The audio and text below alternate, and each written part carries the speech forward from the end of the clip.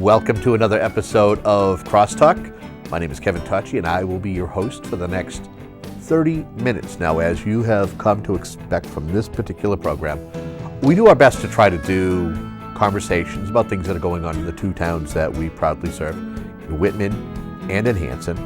Whether it's about upcoming events, it could be about what's going on with issues in one of the towns, you name it.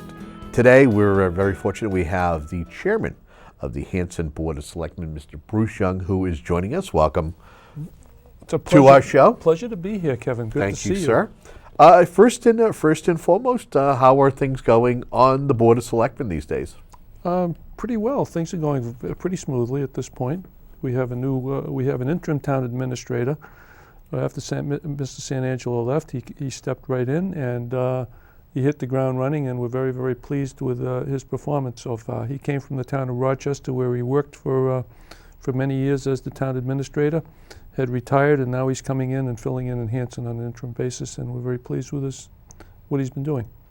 The idea of kind of having the conversation is to, as a TV station, have some of the leaders in the two communities come on in, I was very, very quick to reach out to you, and you were very quick to respond back. I said, hey, let's sit down and have a conversation and get folks caught up as to how things are going in the town of Hanson. And you're like, sure. And this was within a 24-hour period. Oh, yeah. I think one of the top topics that your board has been having a conversation about has been a couple of the schools in the town of Hanson. One of them, the Indian Head, a successful construction project for the Indian Head. How are things looking for the Indian Head School these days? Well, very good. As you know, we had two projects that got voted on a year ago last October, and one was the replacement of the slate roof at the Indian Head School. Not only replacing the roof, but making sure that roof was properly insulated, which it hadn't been. So you can imagine the amount of heat and wasted energy and taxpayer wasted dollars that have been flying through that roof for years. So in addition to replacing the slate roof with a 40-year asphalt shingles, they actually put on the underlayment, which was the fiberboard insulation, not under the roof but under the shingles, across the whole building. So they'll be saving on heat there, as well as enjoying the benefits of having a beautiful new roof on that school. And we picked out the color. When we picked out the color that was picked out was weathered slate, so it almost looks like a slate roof. We're very pleased with it. In fact, we just did the final walk around with the Gale Engineering, Gale Associates today, who was the administrator of that roof project and overseeing it. And aside from very, very few things, some paint touch-up here and there, the roof is basically completed, and all it's left to do is some loaming and seeding in the spring, where they brought equipment in. So there's some patchwork that has to be done in the spring, and that was, one of the items on the job anyway. So. You also, I believe, another aspect of that project was the lintels. Yes, the lintels in the back of the school had deteriorated. And the lintels are the steel framework around the windows that basically keep the building in place and keep those bricks from falling in. Right. And those were deteriorating and creating a lot of the moisture problems that existed in that building. And the contractor on that job did an excellent job. Worked with union masons, and you can hardly see where the lintels were replaced and then replaced with the brickwork. And they actually tried their best to match up with the 1952 bricks, 51 bricks that were on that building, and did quite a nice job. So overall at this time, yourself, I know you're somebody, I think, who you live right down the street. You're probably on the site, kind of just keeping an eye on things. Overall, are we pleased with the construction that has been done? Pleased with the quality of the workmanship. Some of the work towards the end, especially the sheet metal work, took a little longer than we expected, because they had to order it special, and there were a few minor labor problems on the job. But other than that, we're very, very happy with the quality of the workmanship on both the roof and the lintels. Any conversations as far as cost or any cost overruns as to where things stand with that? No, not really. The only, we had appropriated $850,000 at that town meeting for the roof project, and $200,000 for the lintels. The $200,000 for the lintels came out of free cash, so there was no borrowing involved. The $850,000 for the replacement of the roof and the insulation and the repairs of any fascia and boards that existed up there, that was appropriated at $850,000, and of that $850,000, we transferred some of the money from free cash, and we had a capital exclusion, a one-year capital exclusion of $670,000, which was about $140, $150 one time on the average, to the average homeowner, and then after this year it's gone. And we went out to bid, and the bidding on the job for the roof came in at $635,000, and I think on the lintels came in at $146,000. So we were under budget, and we only had one small extra on the roof project, about 10 grand. You know, everybody expected, because that roof was so old, that once you took the roof off, there was going to be major damage to that roof. And I'm telling you, to see that roof even going up under the attic, it looked almost as new as it was on the day that the school was built in 1951. So there was no major damage to the roof at all underneath. As far as the foreseeable future, we don't see any further repairs on the horizon for the Indian Head, right? I think there's just one small roof project, what we might do in the old library. Okay. Because I think we were looking at it today, and it appears to be the original roof, but I don't think there's any major problems with that area at this point. So I think as far as saving that building for the foreseeable future, we've basically done it with the roof and the lintels. And there's also been quite a bit of work done to the inside of that school as well.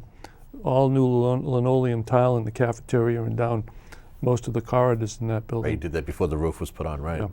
Must be a relief to see that fence that was put up around the school finally taken down, for the fear of anybody getting hurt. My only regret is that I didn't go over there and salvage one of those signs that said "Caution Falling Slates," just to have it for a memento. Right. However, I did have one of the superintendents on the roof project stow away about 20 or 30 of the slates, so I can give them out as souvenirs. I meant to bring one in for you today, but I forgot. Maybe next time. It's almost like the German wall when that came down. Yeah. Pretty much like that. Okay. Well, not that we want to move away from the school projects, but we have the Maquan.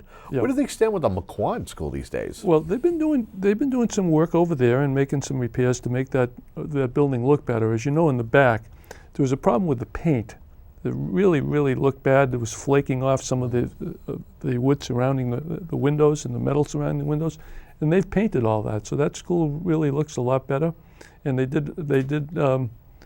I think they did some carpeting in there as well as some linoleum. They replaced all the linoleum in the cafeteria, and I think they just did some roof repair, some minor repair work over on the gymnasium. But as far as that school is concerned, there was a statement of interest that's gone out. What does that mean? Folks who don't know. The statement of interest goes to basically goes to the Bureau of School Building, Bureau of Building Construction for Schools. Yep. And that's what is the initials? School Building Association, MSBA, yeah. And they will review that and see if that school once again qualifies for reimbursement. And we're supposed to hear from them in December and January. The schools put that all together. Okay. It was similar to the SOI that went out a few years ago. Okay. So something definitely needs to be done with that school. As far as just strictly repairs or to be replaced? I would think that it's going to end up being a replacement. Okay. At some point in time. But I'm thinking because of the if you look at the schools in the Whitman-Hanson area, they don't have an overcrowding problem. They have surplus space in many of the schools.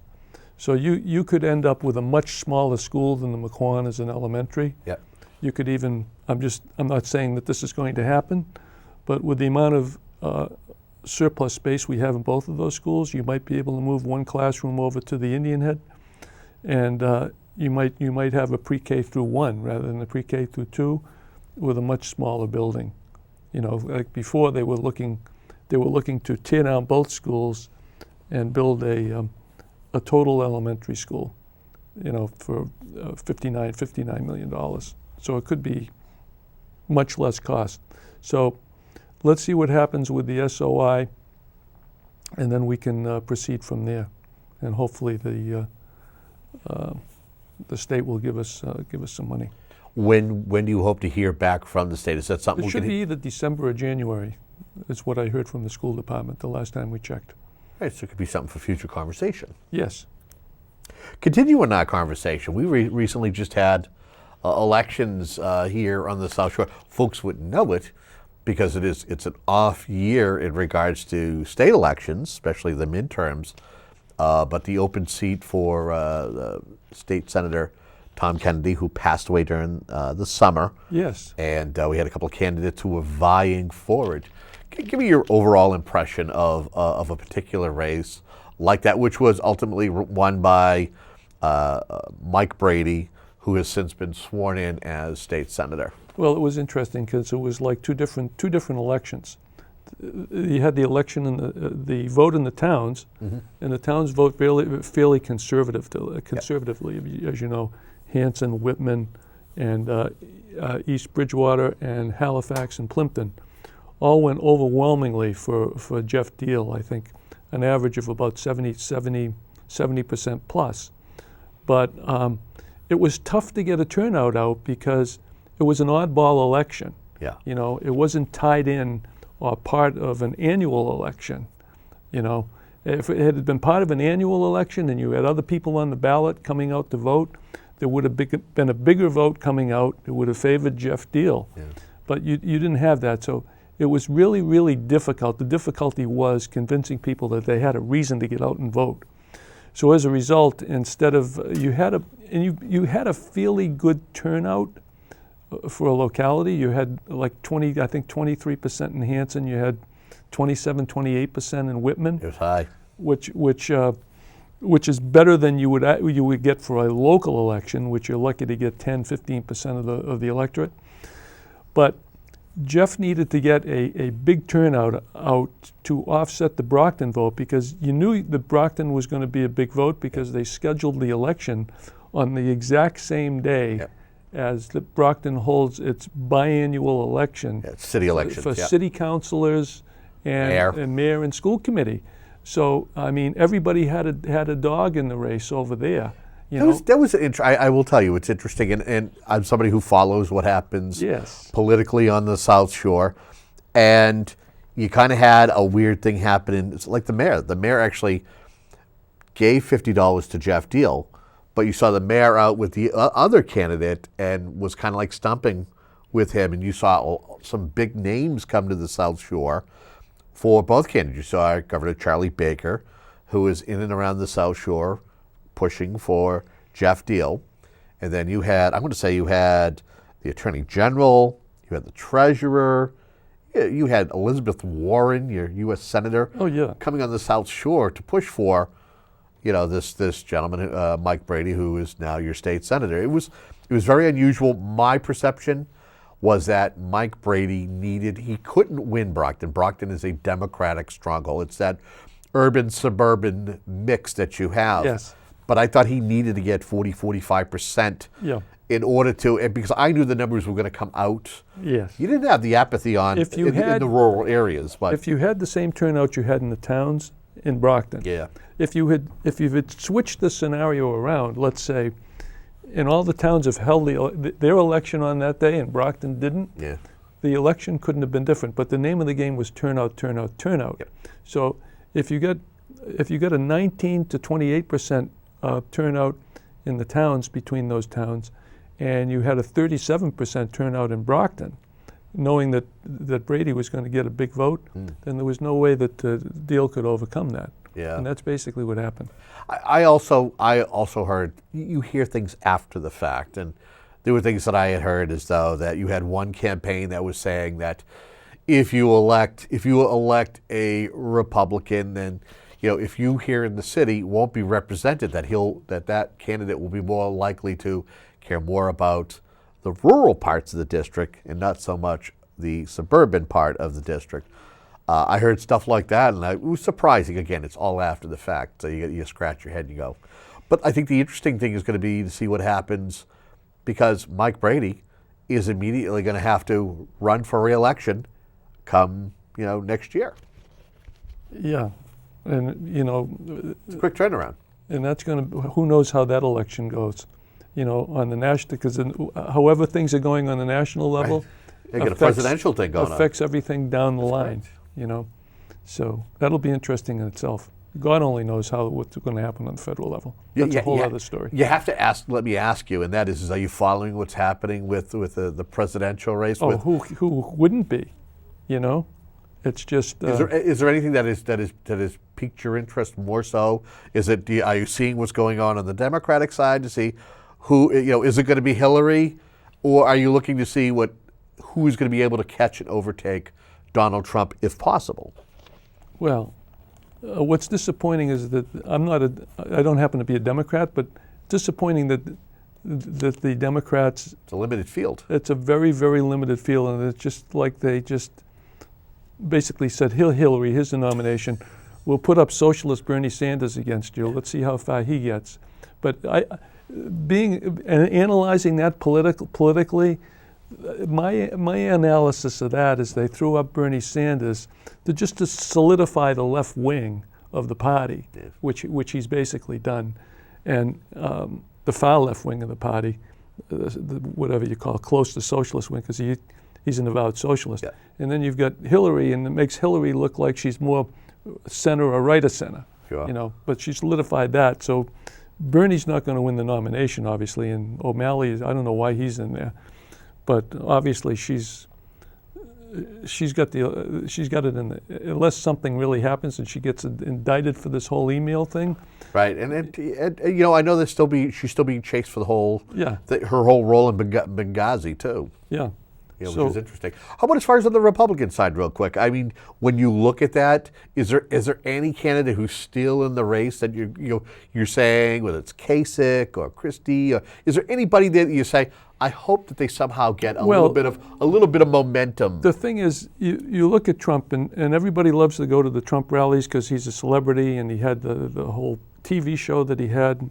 And he has all that, but when you basically look at that, and everybody's saying, well, he's way ahead, but he's never been over 32%, which means that still catchable. That 68% of the Republicans have somebody else, and as these individuals drop out, those votes are going to go to somebody else. Right. Okay, and who knows how that's going to come out in the end, regardless of how good Trump looks now, because these people after the first couple primaries, you're going to see them start dropping out of the race. Right. And where are their votes going to go? Are they going to go with Trump? I don't know. I almost feel as though the Republican Party is kind of sorry that Trump is, taking up the Republican mantle. I get that feeling as though they're kind of like, please just go independent, please. Oh, because no. some of the things that he's saying. Well, that would be the last thing they would want him to do, because if he goes independent, he's not stealing any. How many Democrats vote? How many Democrat votes is he going to take? Right. He's going to be taking. It won't be like a Ross Perot. I was going to say that. He's not going to walk that road. No, because Ross Perot was getting votes from both sides, maybe more Republican, but he also get votes from independents and votes from Democrats. Trump is looking for strictly conservative votes. We'll see what happens. You and I will have to have more of a conversation down the road somewhere. Yeah. Let's talk about some of the things that are going on coming back to Hanson. How much time do we have? About 10 minutes. Okay. Plenty of time. I want to talk about some other conversations. I know there's been a discussion about a new highway department. I know that the town has taken up the light control property, and we even have the Plymouth County Hospital. That's been a long-sought property that the town has constantly had conversations about. Where do you want to start? Well, let's cover the Plymouth County Hospital first, because basically that's been lying in waste there for too many years. Yeah. We had that fiasco with Barron Development years ago, and I don't want to get into that. But This board is taking up the mantle, and obviously the conclusion is there's nothing that's going to get developed on that property, at least where the hospital is, until that hospital comes down. Yeah. So what this board has done, there's a myriad of tax title land that belongs to the town, all over the town. And it's been sitting and nothing's been done with it, okay?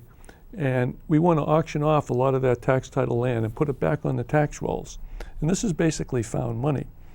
So with the proceeds that we get from that found money, hopefully we'll have a good chunk of change towards tearing down that Plymouth County Hospital.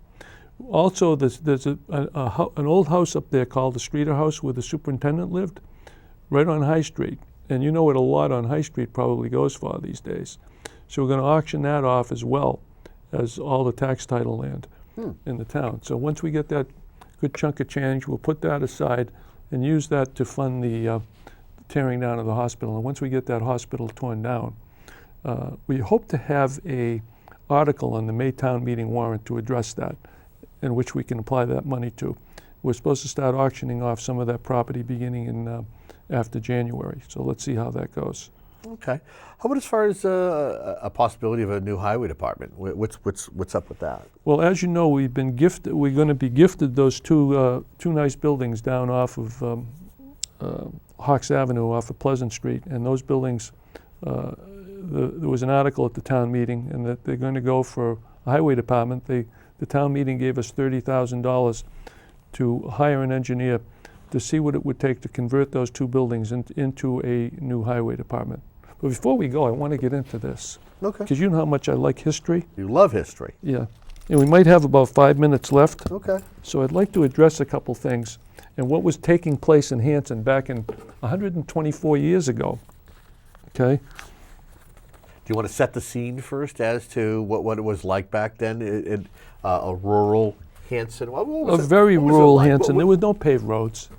Okay? It's all dirt roads. There was no water system in the town of Hanson. Everybody relied on wells. Water, well water. Yep. You know, there was a lot of farming. Okay? And the selectmen back then were not only selectmen, all right, but they were also the overseers of the poor. So let's say that you fell into hard times and you became indigent and couldn't pay your bills, then you would end up in the almshouse where you would be taken care of, okay? And they had cows and they had horses to care for, and they would slaughter the animals and sell the meat. People would work. If you were remanded to the poor farm, you could sit around and watch TV. There was no TV, okay? You would basically be working tilling the fields, and you would be selling the goods at market to offset the cost of running the poorhouse. Are you proposing something for modern day that might kind of help folks who are struggling? No, I'm just telling you. No, because I'm just telling you what went on. Because you these days, I mean, we look these days, and a lot of folks, do rely on assistance, but I know that there's always been a conversation about finding a way. Listen, if somebody is getting something from the government, that there should be some kind of a return on the investment. Okay. And what you're telling me is back then, is that if they were helping somebody who didn't have, but they're getting meals, they're getting bedding. Absolutely. That they're, in return, they're doing work for the town. Yeah. Oh, here it is. Here's the list of the things. There were 11 cows. Okay. There was a horse. There were 3 swine. You know what that is? I do. Pigs and hogs. Yes. 3 swine, 9 pigs, 49 fowls. And they harvested 7 tons of English hay, 4 tons of fresh hay, 10 tons of corn fodder, 300 pounds of rye straw, 246 bushels of cattle beets, 135 bushels of potato, 20 bushels of parsnips. In total, the total appraisal of that property was $1,174. A lot of money back then. Yeah. So they basically earned their keep, okay, to do something for the town, so the town could sell that stuff. The other thing I wanted to read was the total teaching for the care of the school. The teachers. The highest paid teacher made $324 a year. The lowest paid teacher made $106 a year.